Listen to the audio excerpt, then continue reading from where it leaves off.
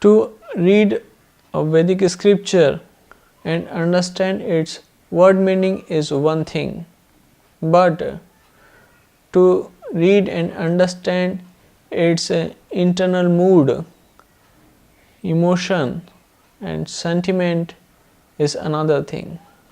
To understand word meaning is easy, but to understand its internal mood, emotional significance and sentiment is difficult.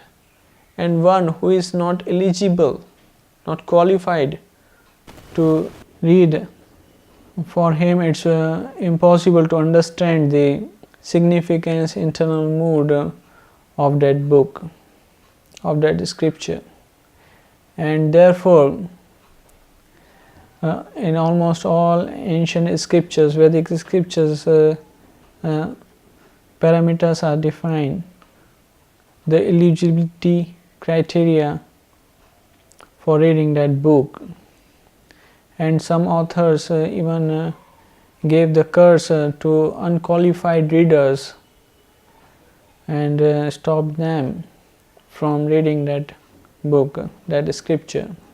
It's very important to follow this instruction, because when unqualified, an ineligible person read such a scripture, then he causes harm to himself, because he is unable to understand the internal mood, the real meaning, sentiment, emotional significance of that scripture, and he misinterprets it and he misunderstands it, and even more he spread the that misinterpreted knowledge, understanding about that scripture to others, so it harms to others as well.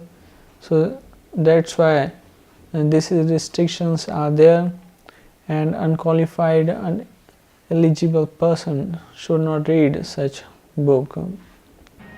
Shri Jayadeva Goswami in his Shri Gita Govinda, he defines the eligibility criteria for the readers, one who can read or one who cannot read, qualification for reading this Gita Govinda. So he says that if you have very intense desire to know about the pastimes, loving pastimes of Radha, Krishna and Krishna and gopis, then you are eligible. And if you want to remember this loving pastimes all the time, and if you want to remember Krishna all the time, then you should read this Gita Govinda.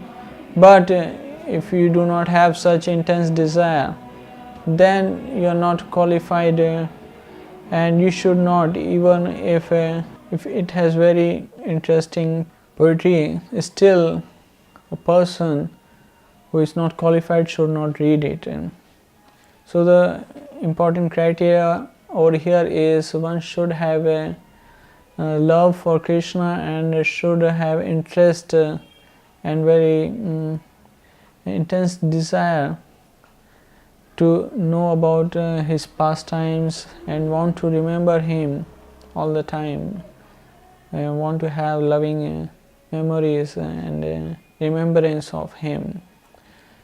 So such person should read, and for such person this poetry, this Gita Govinda is very pleasing and very gives happiness and very soft. So this is the criteria. And one should read this commentary given by Narayan Maharaj.